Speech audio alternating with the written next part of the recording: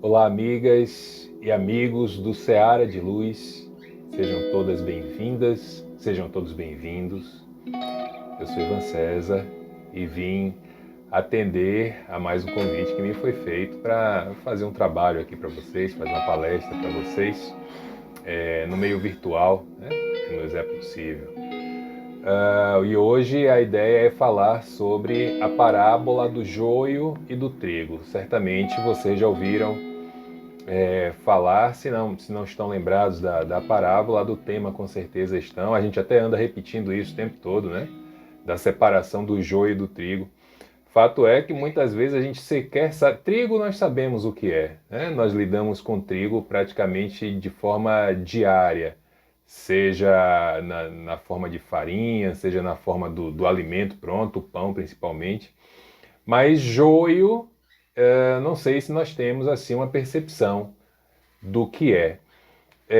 Joio é uma erva daninha, ela é muito parecida com o trigo, principalmente quando está nascendo, mas depois que cresce, cada um se apresenta da forma como deve ser. Então, essa parábola do joio e do trigo, ela vai nos oferecer alguns argumentos para entendermos de uma maneira muito superficial, que digo agora, que nem sempre o que parece ser efetivamente é.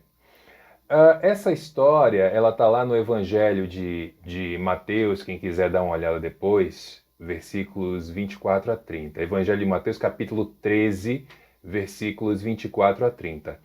Ela é pequena, ela é bem pequena. E quando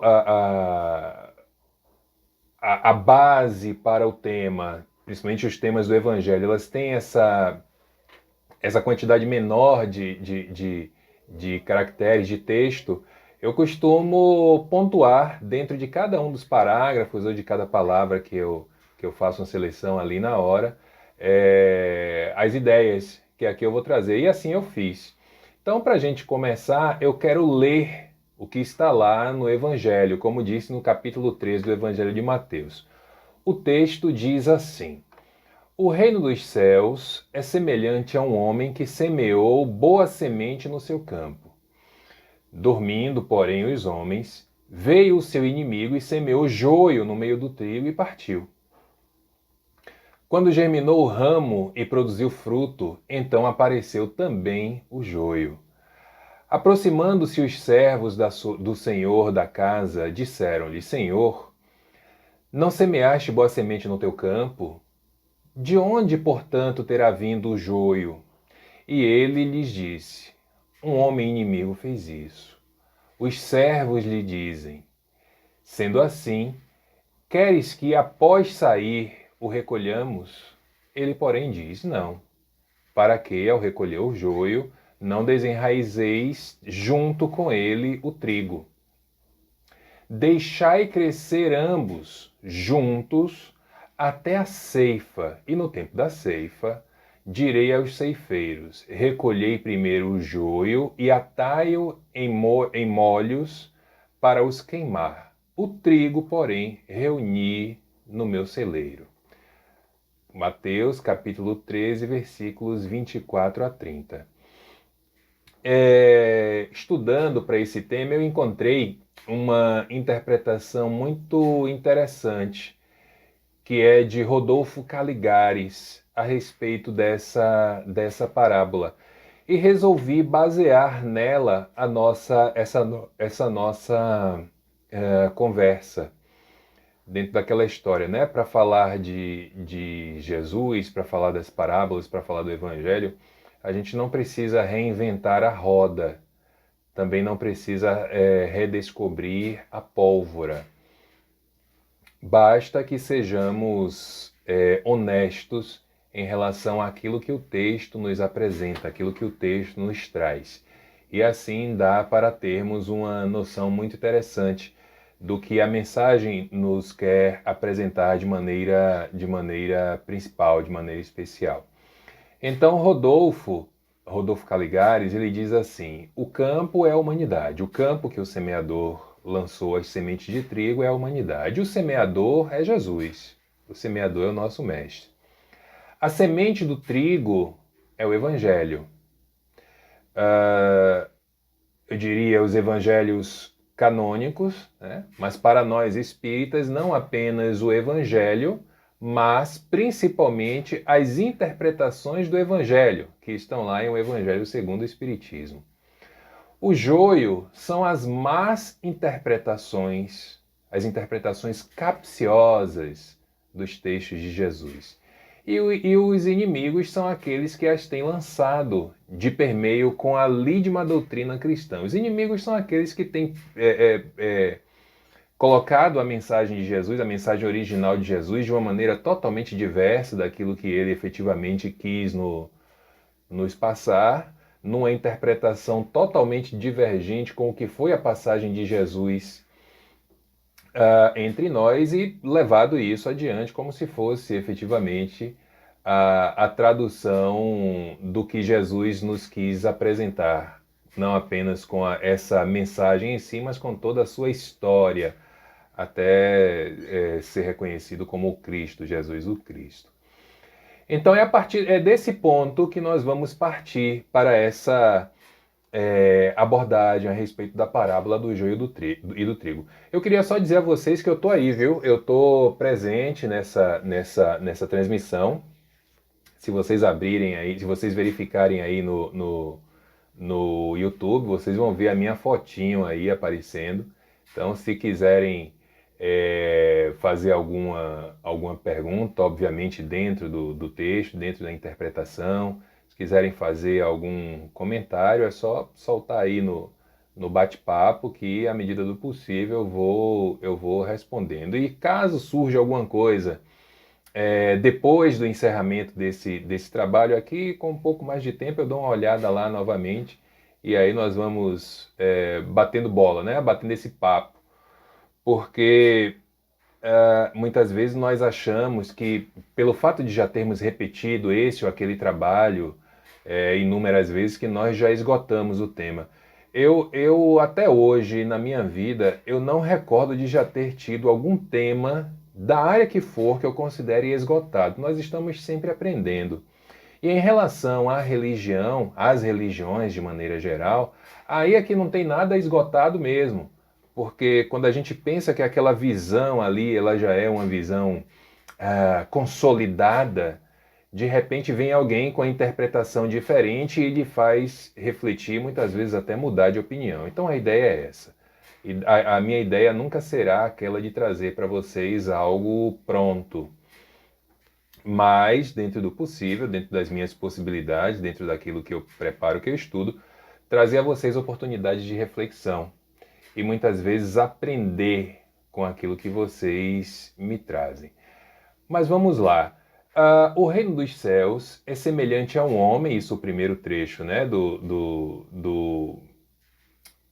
da parábola. O reino dos céus é semelhante a um homem que semeou boa semente no seu campo. Dormindo, porém, os homens, veio o seu inimigo e semeou joio no meio do trigo e partiu. A mensagem básica de Jesus, ela está baseada no amor, que é a mensagem principal, que é a ideia principal, e na fraternidade entre os homens, na fraternidade da humanidade. E aí, já trazendo a novos termos na nossa atualidade, né? Fraternidade vem de frater, que é irmão. Mas também temos o termo sororidade, vem de soror, irmã. Então, na fraternidade e na sororidade. Porque eu nunca me canso de repetir. Todas as vezes que nós formos analisar alguma passagem de Jesus, as parábolas um pouco menos, mas principalmente aquilo que escreveram, tendo sido fruto das palavras de Jesus, das mensagens de Jesus, é muito importante que nós façamos uma contextualização histórica, porque aí sim aquelas palavras elas devem ter um sentido inicial diferente para a nossa análise, para a nossa observação nos dias de hoje. Então, a gente vê, por exemplo, fraternidade entre os homens, ou seja, parece que só existem homens, parece que a humanidade é feita só de homens. Claro que homens aqui estão no sentido de humanidade, mas para nós adequarmos a linguagem e as necessidades do século XXI, nós vamos fazendo ali uma ou outra pontuação. Julgo importante. Se eu não julgasse importante, eu nem faria. Deixaria do jeito que está aqui. A mensagem seria entendida, sim, mas talvez não da forma como eu gostaria de passar. Então a palavra de amor de Jesus foi essa. A palavra de Jesus foi essa, o amor. O amor e o entendimento da humanidade. Foram inúmeras as frases que ele trouxe. Uma que muito me marca, né? Meus discípulos serão conhecidos por muitos se amarem. E muitas vezes nós nos colocamos na figura de herdeiros prediletos de Jesus, como grandes feitores cristãos, grandes feitores do amor, construtores do amor. Mas aí, quando vamos olhar o nosso dia a dia, essa ideia de Jesus, de os meus discípulos serão conhecidos por muitos se amarem, ela termina ficando um pouco de lado, né? Nós não compreendemos da maneira mais direta que se pode ter. Então aí já começamos a ter uma dificuldade em relação à mensagem primária, a mensagem básica, a mensagem de amor. Isso quer dizer que nós, para sermos considerados cristãos, nesse instante, nós precisamos efetivamente amar a todos? Não, porque aí, se disséssemos isso, estaríamos achando que somos cristãos, mas com certeza estaríamos sendo hipócritas. Eu não amo a todos. Não sei quanto a todos e a todas. Não sei quanto tempo vai levar para eu amar a todas as pessoas. É um caminho, é uma busca, mas eu não posso dizer a vocês que eu tenho aqui um prazo, eu tenho que alcançar esse prazo, não. Eu recordei de uma ocasião onde eu estava, acho até que já contei isso para vocês, mas enfim, eu estava preparando uma palestra sobre o tema amor. E um colega de trabalho, ele soube, né, que eu ia fazer a palestra, que ia falar sobre amor e tal, e ele resolveu me fazer um desafio. Era aquele tipo, né, acho que ainda está encarnado, mas é aquele tipo de pessoa que gosta do deboche, aquele tipo de pessoa que gosta do desafio, de te colocar em uma situação, na chamada saia justa, né? Então ele fez assim, Ivan, você vai falar de amor, né? Eu disse, vou, sim. Tal. Já está tudo preparado, já está tudo pronto? Eu disse, já. Aí ele chegou para mim e perguntou, você ama fulana de tal? Fulana de tal, a pessoa que ele falou o nome, era uma senhora que chefiava determinado setor da empresa em que trabalhávamos.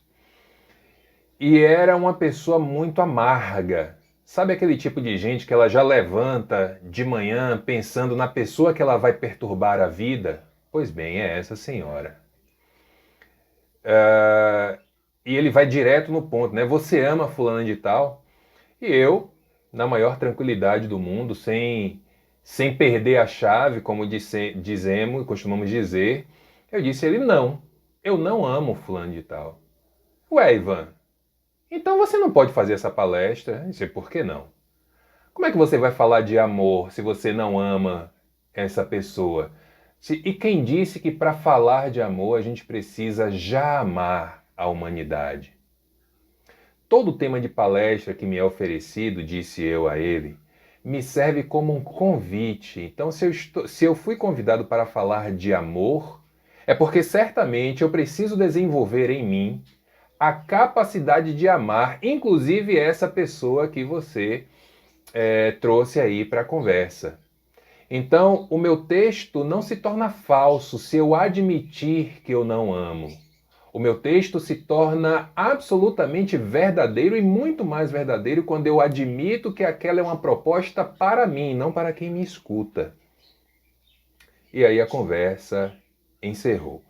Mas a ideia do amor de Jesus, ela já no início, lá à época do mestre mesmo, enquanto ele estava encarnado entre nós, ela já começou a ter desvirtuamentos, dissensões. De quem? Dos seus próprios herdeiros. Herdeiros, aqui me refiro aos discípulos.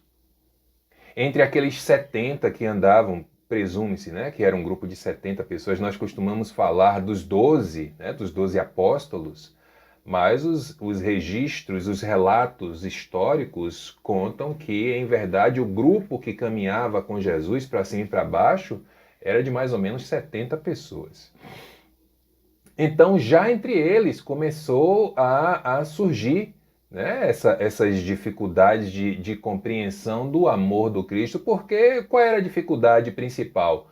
A maioria deles queria o amor do Cristo apenas para si, né? Naquele movimento egoísta de você querer o que é bom só para você.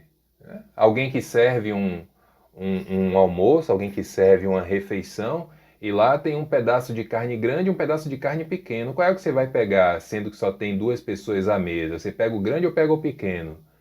Você pega a carne macia ou pega a carne mais rígida, mais dura? Qual é a que você pega? Então lá nesse grupo era um que não se entendia com o outro, outro que não se entendia com um. Quando Jesus diz encarna pronto, aí é que o negócio degringola mesmo. Nós tivemos a traição de Judas, nós tivemos a negação de Pedro, nós tivemos os outros discípulos todos que fugiram, né, restando apenas, fugiram com medo, fugiram de medo, restando apenas João. Né? Nós tivemos os eventos relacionados às mulheres do Evangelho, que eram inúmeras. Vejam, por isso eu digo que é importante fazermos análises históricas. O texto bíblico que nos é apresentado, ele exclui as mulheres. As mulheres, para o texto bíblico, não apenas somente o Antigo Testamento e principalmente ele, mas também o Novo Testamento, ele exclui as mulheres no sentido de fazer com que as mulheres sejam sempre figuras dispensáveis, figuras de segunda importância. E os homens estão o tempo todo nos seus pedestais, nas suas ideias, ou melhor, nas suas demonstrações de superioridade. Isso não é, entre aspas, um problema da Bíblia, não. Era uma questão da sociedade da época. Porque a mulher era mesmo, para aquela sociedade, aquela época, um ser considerado menor, um ser considerado menos importante. Agora veja, o único instrumento da vida na Terra era o menos importante. Ou vocês conhecem algum homem que engravida, né? Fora as coisas que a gente anda vendo por aí, que acham que existem. Mas o que fizeram com Maria Madalena, com a própria Joana de Cusa, uma das parábolas mais citadas, uma das histórias mais citadas do Evangelho falam da mulher equivocada, mas ninguém sabe o nome da mulher. Por quê? Talvez porque não queiram que a mulher seja conhecida, mas queiram que aquele erro, aquele equívoco seja atribuído a todas as mulheres, não como individualidade, mas como grupo. E esquecem que Jesus diz assim, aquele dentre vós que estivesse em pecado, que atire a primeira pedra. Ou a mulher, tendo cometido o adultério, ela cometeu sozinha. E o marido dela? Se não fosse Amélia Rodrigues para contar a história completa, na sua compreensão, a gente ia ficar sem saber até hoje. Vocês não sabem a história completa, não? Leiam Amélia Rodrigues, vocês vão saber. Então, lá na própria Jerusalém, a mensagem nascente do cristianismo, depois do desencarne de Jesus, aí já começa uma confusão enorme. Só para citar aqui uma das confusões que aconteceu, no meu modo de ver, a confusão mais importante, né? A briga, e eu não estou falando briga aqui no sentido figurado, não, é briga no sentido literal mesmo. A briga entre Paulo, o famoso maior apóstolo do cristianismo, e Tiago, um dos discípulos e irmão de Jesus. E não era irmão nessa coisa, irmão em Deus, irmão, não. Era irmão porque também era filho de Maria, assim como Jesus. Ah, Ivan, não existe prova de que Tiago era filho de Maria, como também não existe prova de que não era. Alguns dizem que Tiago era filho de um outro casamento de José. Onde está o registro histórico que mostre isso? Onde está um registro histórico que mostre que José já havia sido casado? Não há. Na dúvida, eu prefiro ir dentro do que chamamos de normalidade.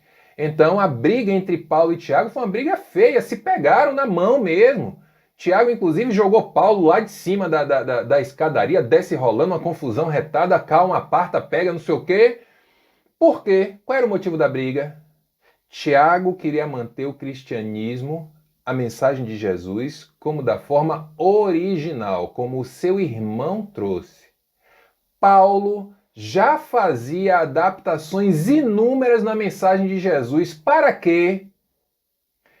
Para não ficar em má situação em relação ao Império Romano.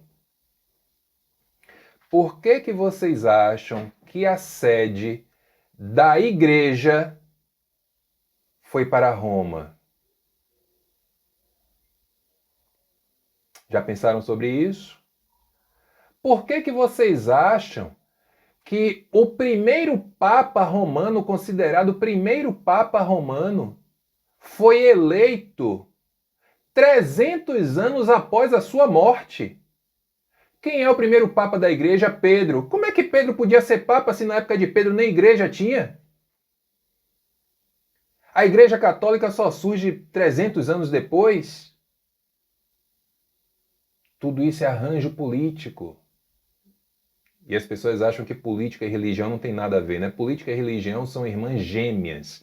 E digo mais, política e religião são irmãs chifópagas, irmãs siamesas, aquelas que nascem grudadinhas uma na outra. Agora, como se faz política e como se faz religião é uma decisão de cada um. É o livre-arbítrio. Então essas dissensões elas começam já desde o início, desde o chamado cristianismo primitivo. As histórias inúmeras da própria Casa do Caminho, né? que tem muitas dificuldades em lidar com as diferenças de comportamento entre um e outro. Voltando um pouquinho, quando Maria Madalena recebe a visita de Jesus depois de desencarnado, e ela corre para contar a todo mundo o que aconteceu, quem é que acredita nela? Ninguém acredita nela. Aliás, minto, a única pessoa que acredita nela é uma outra mulher, quem? Maria de Nazaré, a mãe de Jesus. A única. Os outros, os homens? Outras dificuldades começam quando antigos seguidores de João Batista, a citar Felipe, por exemplo, Felipe não era um discípulo de Jesus em primeira instância. Felipe era discípulo de João Batista. Quando João Batista morre, aí Felipe se junta a Jesus.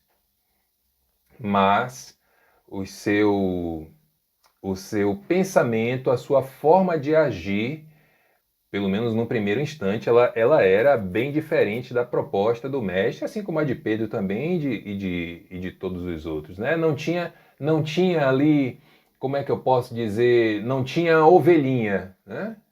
Eram muitos lobos, mas que foram ao longo do tempo acalmando as suas sombras, os seus joios, retirando os joios e deixando os trigos, para que pudessem colher e a partir daí fazer as suas obras, a sua alimentação espiritual.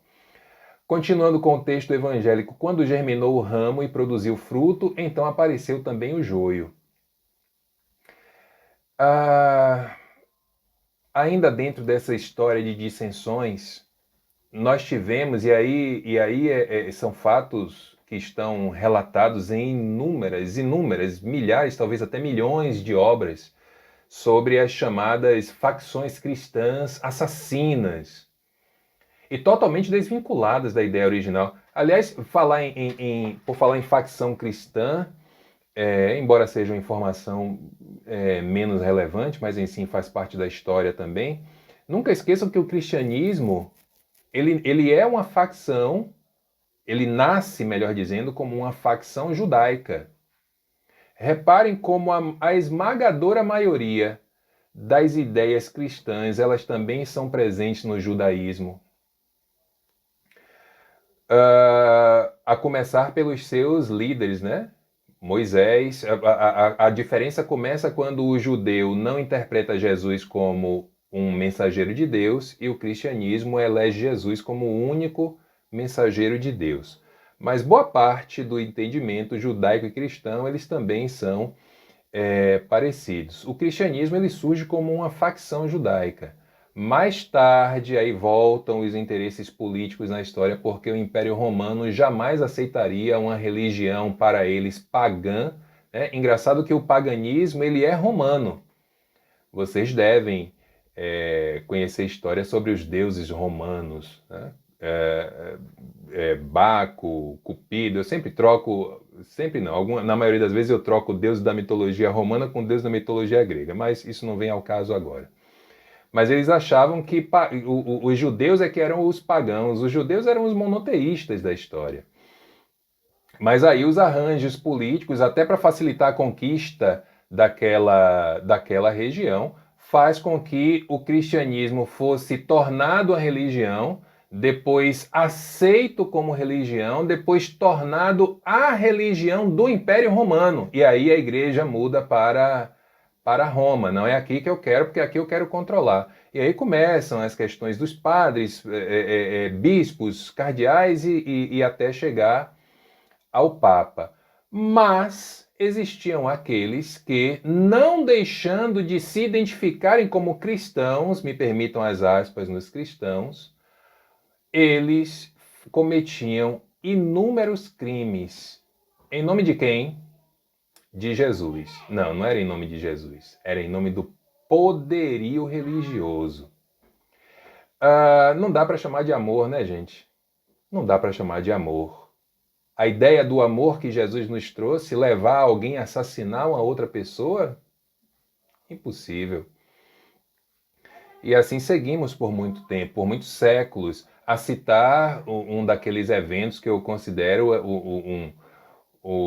o evento mais marcante para determinada época em relação às brigas políticas. A gente tem a chamada Noite de São Bartolomeu, né? O que foi a Noite de São Bartolomeu? Uma briga política que teve como pano de fundo a religião, a família, a dominação católica, que naquele instante estava representada pela família de Catarina de Médicis, pela corte de Catarina de Médicis, tendo o seu filho mais novo, Carlos IX, como rei.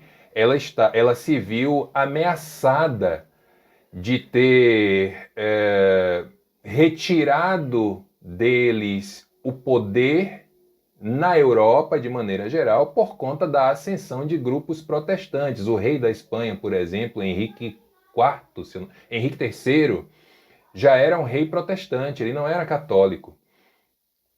Protestantismo baseado em Martinho Lutero. Então, o que é que eles fizeram? Iniciaram toda uma teia de tramas que culminaram com a tragédia na noite, que começa na noite de 23 para 24 de agosto de 1572. Acho que errei o ano, mas tudo bem, o ano não é tão importante. Mas começa aí as brigas, né, entre católicos e protestantes. Na verdade não foi briga, né, foi um massacre. Foram todos atraídos para Paris, tendo como pano de fundo o casamento da filha de Catarina com o rei espanhol, onde parecia um grande acordo de paz, e aí quando as trombetas soaram, fecharam os portões de Paris e a matança começou. Os relatos históricos mudam muito, né, em relação à quantidade de vítimas, mas não interessa se foram 300, 3 mil, 3 milhões, se fosse uma pessoa, seria uma tragédia. Em nome de que isso? Da religião, do tal cristianismo. Qual é o momento do Evangelho de Jesus que ele solicita que a gente mate alguém? Vocês conseguem encontrar isso? Vocês conseguem me demonstrar isso? Vocês conseguem me provar isso? Em que momento Jesus diz assim: retire a vida de uma outra pessoa em nome da minha mensagem? Reparem como nós estamos hoje. Quando eu falo nós, eu estou me referindo a nós religiosos e religiosas. Como nós estamos hoje em relação a quem pensa diferente de nós, quem tem uma ideia diferente de nós. Eu li, não faz muito tempo, um livro muito interessante sobre a vida de Jesus, Jesus o homem, não Jesus o Cristo. E aí, comentando sobre esse livro com um amigo, ele falou de uma outra pessoa que havia recebido esse livro para leitura, e aí a opinião dele foi: não, isso aqui é um livro totalmente inválido, aqui estão querendo deturpar totalmente a imagem de Jesus. E a impressão que eu tive depois de ler aquela obra era totalmente diferente daquilo que essa pessoa falou. O livro torna Jesus ainda mais importante, na minha visão, com todo aquele relato que ele traz, com análises históricas, né, antropológicas, sociológicas, e a pessoa entendeu de forma totalmente diversa da minha. Enfim, são compreensões diferentes. É como, por exemplo, a gente chega na casa espírita para fazer uma reunião mediúnica, e aí você encontra lá pessoas que levam água para fluidificar. Tem gente que parece que fica tendo um comichão se não botar a garrafinha lá com a tampa aberta. Qual o sentido da tampa aberta? Por que a tampa tem que estar aberta? Porque se estiver fechada não fluidifica a água? Que história é essa? São compreensões diferentes, né? E não vai nos fazer melhores e nem piores que um ou outro, mas que no final das contas termina sendo também espiritismo, embora ache eu que isso traga um tom de ritualística que não faz parte do corpo doutrinário, como Kardec cita o tempo todo. E por falar em Kardec, em relação às pessoas que pensam diferente de nós, uma frase que está lá no Evangelho segundo o Espiritismo, né? Quando o texto fala dos espíritos imperfeitos, ele orienta que nós submetamos tudo ao crivo da razão e do bom senso. Aquilo que está sendo dito, que é diferente do que eu penso, ele está dentro do bom senso, ele é racional, então, um indício bom de que essa ideia pode ser válida. Agora, o crivo da razão e do bom senso, ele não pode ser apenas seu, porque nós temos uma tendência a aceitar apenas aquilo que nos agrada. Ele precisa ser um crivo um pouco mais generalista. E de onde vamos retirar isso? Da codificação espírita e, acima de tudo, da mensagem de Jesus.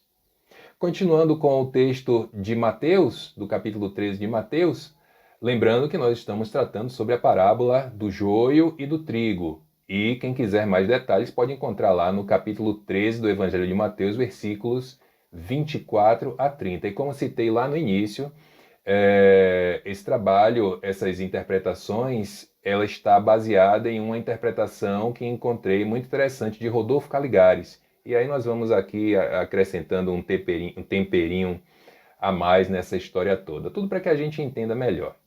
Então, aproximando-se os servos do senhor da casa, disseram-lhe: Senhor, não semeaste boa semente no teu campo? De onde, portanto, terá vindo o joio? Aí o Senhor diz, né? Um homem inimigo fez isso.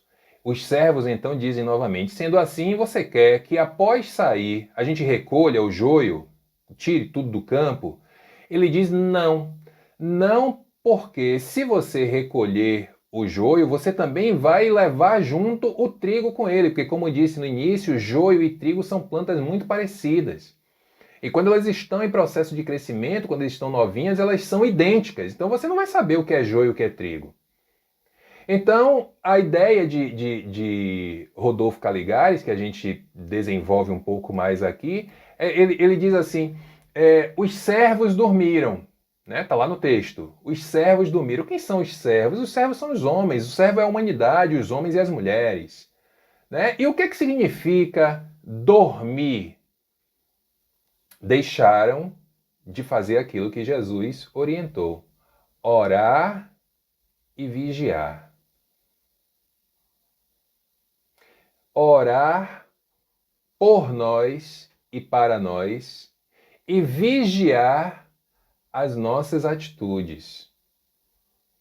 A partir daí, conscientes de que já temos alguma caminhada, aí poderemos e deveremos orar pelo próximo. Vigiar o próximo, aí já não está dentro das nossas atribuições. A vigilância é apenas pessoal, apenas e tão somente pessoal. Então, deixando de orar e de vigiar, permitiram que o erro se enraizasse. Novamente recorrendo à história, será que se lá atrás algum papa tivesse se levantado contra as cruzadas quando elas iniciaram, será que nós estaríamos contando essa história aqui hoje? Muito pelo contrário. Não apenas não se levantaram, como estimularam, foi ordem deles que as guerras santas começassem. Ah, eles não pensam como nós não? Então mata, que já tira logo do nosso caminho, está resolvido o problema. E tem aí um monte de filme, um monte de livro, um monte de coisa que vocês podem estudar o assunto. Né? Quando alguém do clero, estou falando da igreja aqui, gente, porque é a primeira, igreja católica no caso, porque é ela a primeira expressão cristã da história. Depois, com a reforma protestante, nós tivemos aí outras tantas expressões e ainda hoje continuam surgindo pequenos grupos que amanhã ou depois podem se tornar grandes grupos. E a doutrina espírita também chega no meio dessa história toda, numa época bastante diferente, né, no século XIX, com uma proposta bastante diferente, mas ainda assim dentro dos princípios cristãos, os princípios cristãos verdadeiros. Então, quando a gente fala em enraizamento do erro, isso é um alerta muito grande para todos nós, na nossa vida íntima, mas também na nossa vida religiosa social. Para falar de uma coisa muito simples, quando você chega numa casa espírita, por exemplo, e fala para quem? Fala para Diego aí, presidente de vocês, do Ceará de Luz. Diego, eu tô com uma dor de cabeça horrorosa aqui, meu Deus, eu não sei o que fazer. Aí Diego olha para a pessoa e logo determina, isso aí é mediunidade? Ô, gente, cuidado. Não dá para ter, mais uma vez, falando de uma análise pessoal, não dá para ter esse tipo de diagnóstico absolutamente apressado sobre o que quer que seja, não. Uma dor de cabeça pode ser uma gripe. Sei lá, a pessoa dormiu mal, tem gente que fica com dor de cabeça porque não tomou café.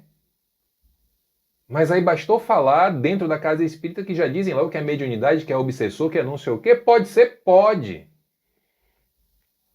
Só não dá pra gente sair dando esses diagnósticos assim do nada. E aí alguém que vê isso, que percebe esse comportamento, não chega para Diego depois para perguntar, ô Diego, será que é isso mesmo? Será que a forma correta de abordar é essa?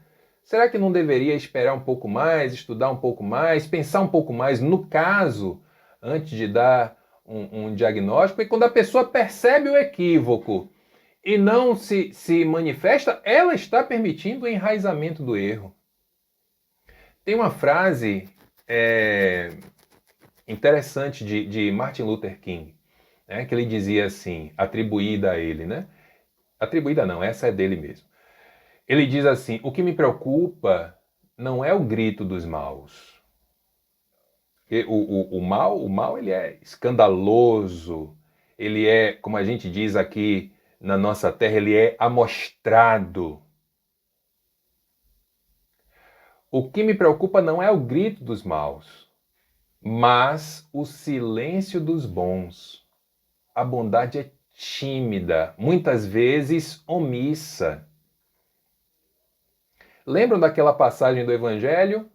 Não basta, aliás, uma passagem do Evangelho, não, isso, tudo bem, as ideias nas ideias do Evangelho nós vamos encontrar coisa parecida, mas na verdade essa é uma frase que foi escrita pelo jornalista francês Duchalard e foi publicada em um artigo dele escrito para o jornal Le Parisien.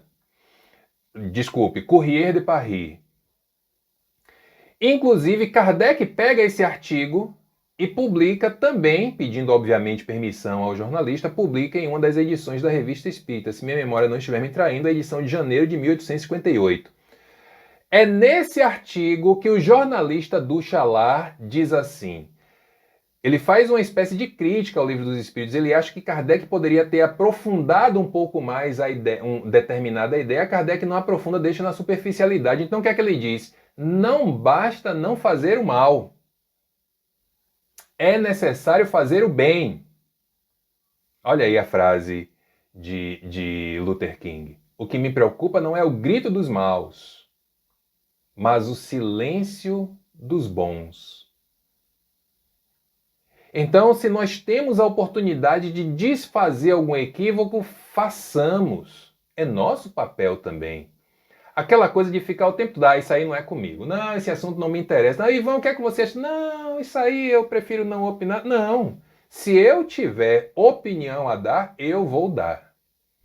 Se eu não tiver e o assunto me for de interesse, eu vou estudar o assunto, pesquisar o assunto para amanhã, se alguém novamente me solicitar, aí eu já poder falar com com tranquilidade a respeito do tema. Alguns perguntam, né? Mas Ivan, por que então que Deus permite os maus? Por que Deus permite transviar as coisas? Que as coisas se transviem? Por que Deus permite isso? Por que Deus apresenta pelo menos 2 caminhos? Não apresenta logo um caminho só? Que mérito teríamos se tudo nos fosse ofertado, já mastigadinho, prontinho pra gente? Que mérito teríamos? Seríamos como marionetes eternas? Seríamos como pessoas absolutamente ligadas a uma ideia de babás, como alguns tentam fazer dos mentores espirituais? Quem são os mentores espirituais para algumas pessoas? Apenas babás de luxo. Porque se alguma coisa dá certo, aí é mérito seu. Se alguma coisa dá errado, é porque o mentor espiritual não te deu o caminho que você deveria trilhar. Vamos parar com isso, né? Quando Nietzsche diz que a religião é o ópio do povo, imagino que ele estava pensando em algo desse tipo, embora não conheça eu nenhum registro de que Nietzsche conhecia os postulados espíritas. E a última parte do texto. Deixai crescer ambos juntos até a ceifa, até a hora da colheita. E no tempo da ceifa, direi aos ceifeiros, recolhei primeiro o joio e atai-o, amarrai-o em molhos para queimar. Aí sim, o que é ruim, joga fora.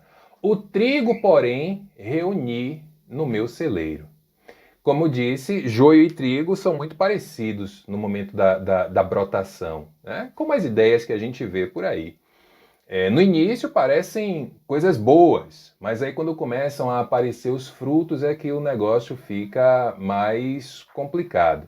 Então, o que é que nós temos visto dentro da religiosidade de maneira geral?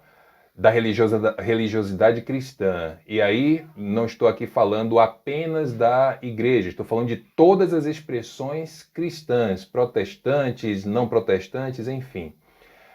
Nós temos visto um cenário de assédios sexual, moral, religioso. Nós temos visto assassinatos. Não é incomum a gente ter notícia de gente que mata e que morre ainda hoje, em pleno século XXI, em nome do Cristo.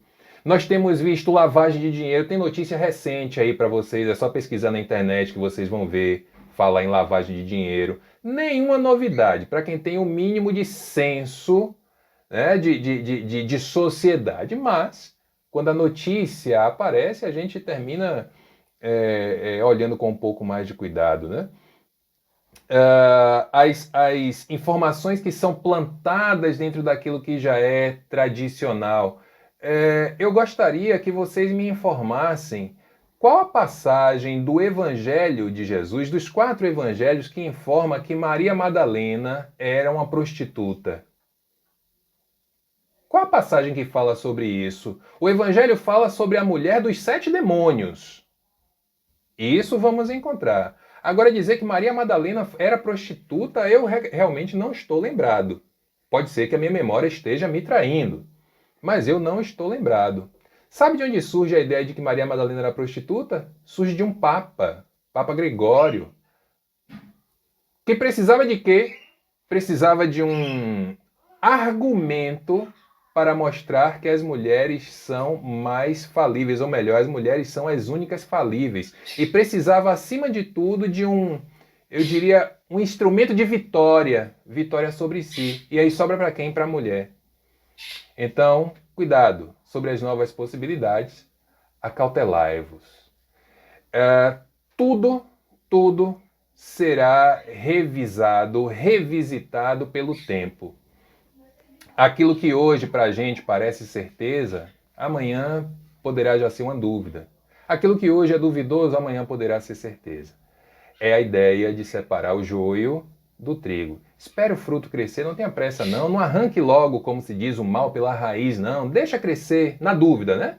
Deixa crescer. E aí quando der os frutos, aí vamos ter certeza e agir de maneira possivelmente diversa do que temos agido hoje, na atualidade. Então, encerro por aqui. Agradecendo muito mesmo a vocês, agradecendo a casa pelo convite, agradecendo a vocês por estarem acompanhando aí esse vídeo, esse trabalho. Se vocês me encontram por aí, pelas redes sociais da vida. E não esquecendo de desejar um feliz aniversário, né, ao presidente da casa. Se eu não falasse isso, provavelmente meu caminho para o inferno já estaria traçado. Então, os meus parabéns, feliz aniversário a Diego. E agora é esperar a pandemia ajudar a gente compartilhar o bolo. Ele me prometeu, viu, gente, que ia encomendar um bolo para todos nós, eu que estou aqui falando, vocês que estão aí assistindo, todos nós nos reunirmos para comermos esse bolo, desde que a pandemia nos ajude. Uma hora a pandemia vai acabar, mas a dívida vai ficar. Gente, que Jesus nos abençoe a todos e nos conserve, nos conduza na tua paz e na tua misericórdia.